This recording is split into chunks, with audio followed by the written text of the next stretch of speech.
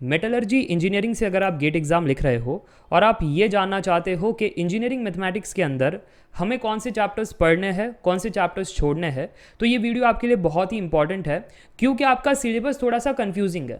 जो students fresher है, जो पहली बार सिलेबस को देखेंगे तो उनको समझ में ही नहीं आएगा कि कौन से टॉपिक छोड़ने और कौन से टॉपिक पढ़ने हैं, क्योंकि चैप्टर के अंदर जो टॉपिक्स लिखे हैं उसमें कुछ टॉपिक्स मिसिंग है। तो कुछ स्टूडेंट्स खुश हो जाते कि हाश ये सब टॉपिक्स हमें पढ़ने नहीं है, पर वो इनडायरेक्टली नेक्स्ट चैप्टर के अंदर बाय डिफ़ॉल्ट पूछा जा रहा है। तो यही सब डिटेल में आज चर्चा करेंगे।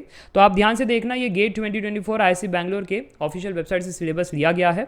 MT metallurgy engineering. सबसे पहले चैप्टर्स का काउंट देख लेते हैं। Linear algebra, calculus, vector calculus, differential equation, probability statistics, numerical method. तो 6 चैप्टर आपको दिखाई दे रहे हैं। तो बहुत सारे स्टूडेंट सोचते हैं कि सर 6 ही चैप्टर है ना, तो आपके कोर्स के अंदर जाएंगे, आपने 8 चैप्टर पढ़ाया है, वो 8 में से 6 करेंगे तो काम बन जाएगा। ऐसा नहीं है, इतना इजी नहीं है। ध्यान से देखिएगा, लीनियर अलजेब्रा जो भी मैंने क्लास के अंदर करवाया है सब कुछ आपको करना है। अब आप कहोगे सर यहाँ पर रैंक कॉन्सेप्ट तो है नहीं, है ना, आपने इस फोल्डर के अंदर लेक्चर के अंदर ये रैंक कॉन्सेप्ट, डिटर्मिनेंट, इन्वर्स और इस देखो कितना सारा पढ़ाया है, ये तो सब यहाँ पर है नहीं। पर जब आप system of linear equation solve करते हो रैंक कॉन्सेप्ट नीडेड है। मैट्रिक्स एंड डिटर्मिनेंट के अंदर डिटर्मिनेंट तो दिया गया है, प्लस जब मैट्रिक्स कह रहे हैं तो इन्वर्स और ये सब पढ़ना ही है। वैसे इन्वर्स पढ़ोगे तो डिटर्मिनेंट का एप्लीकेशन वहाँ पर आना ही है, तो ये सब आपको पढ़ना पड़ेगा। Eigen values and eigen vectors के अंदर केली हैमिल्टन थ्योरम आता है। तो ऐसे इनडायरेक्टली ये सिलेबस है, इसलिए आपको सब कुछ पढ़ना है। ये हो गई पहली बात। दूसरी बात, कैलकुलस के अंदर आप देख सकते हो लिमिट से लेकर के यहाँ तक कन्वर्जेंस तक कहा गया है। तो अगर आप होलिस्टिक व्यू में देखो कि सर मीन वैल्यू थ्योरम तो नहीं है, इंटीग्रेशन तो नहीं है, बाकी तो यहाँ पर सब कुछ है ना। तो जो स्टूडेंट्स मेरे इस कोर्स के अंदर जाएंगे, अगेन कैलकुलस का फोल्डर चेक करेंगे तो उनको पता चलेगा सर जी ने तो बहुत सिखाया, मीन वैल्यू थ्योरम भी सिखाया, सिंगल डबल ट्रिपल सब कुछ सिखाया। हमारे सिलेबस में तो है ही नहीं। रुकिए, आपके सिलेबस में है, मैं बताता हूँ कैसे। लिमिट्स, कॉन्टिन्यूटी, डिफरेंशिएबिलिटी के सवाल अगर आप सुलझा लेते हो तो उसी का प्रैक्टिकल एप्लीकेशन है मीन वैल्यू थ्योरम। तो सवाल कनेक्टेड पूछे जा सकते हैं। ये आप कह सकते हो हार्डली हमको 20 मिनट लगेगा पढ़ने के लिए, बस 20 मिनट ही लगेगा।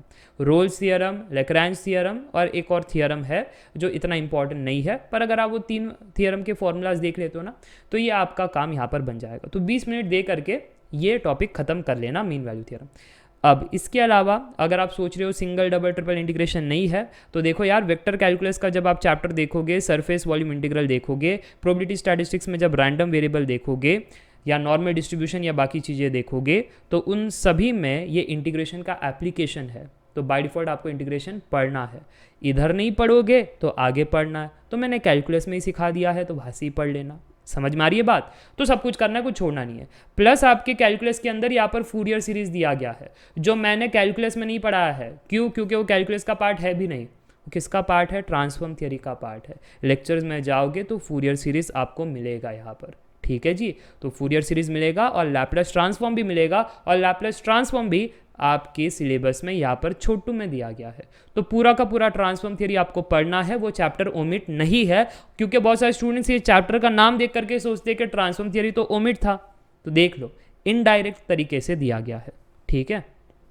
फिर वेक्टर कैलकुलस तो पूरा ही करना है मेरे इसमें, और फिर डिफरेंशियल इक्वेशन जो सिखाया है, ऑर्डिनरी पार्शियल डिफरेंशियल इक्वेशन, वो भी पूरा करना है। प्रोबेबिलिटी स्टैटिस्टिक्स के अंदर भी पूरा करना है, कुछ छोड़ना नहीं है। देखो ये लीनियर लीस्ट स्क्वायर मेथड है ना, ये इनडायरेक्टली रिग्रेशन लाइन है, और रिग्रेशन जब कर रहे हो तो कोरिलेशन पढ़ना पड़ेगा। तो कोरिलेशन के बाद रिग्रेशन पढ़ा जाता है, तो रिग्रेशन एडवांस टॉपिक है। तो इनडायरेक्टली कोरिलेशन भी है, रिग्रेशन भी है, बेसिक्स भी है, स्टैटिस्टिक्स भी है, रैंडम वेरिएबल भी है, उसका डिस्ट्रीब्यूशन भी है। तो ये सारी की सारी चीज़ मैंने इस फोल्डर में करा रखी है, तो पूरा देखना है। लीनियर अलजेब्रा पूरा देखना है, कैलकुलस भी पूरा, प्रोबेबिलिटी भी पूरा, डिफरेंशियल इक्वेशन भी पूरा, वेक्टर कैलकुलस भी पूरा, कॉम्प्लेक्स वेरिएबल नहीं करना है, आपके इसमें ओमिट है, बस इतना सा ध्यान रखना। फिर तो numerical method and transform theory की बात रही, वो भी पूरा करना है। तो मुझे लगता है आपको एक समरी मिल चुका है। क्या चीज़ छोड़नी है? एक ही चीज़, वो है कॉम्प्लेक्स वेरिएबल। इसके अलावा सब कुछ करना है। बाकी कैसे और क्यों सब कुछ करना है वो मैंने यहाँ पर आपको डिटेलिंग में बता दिया, इनडायरेक्ट सिलेबस।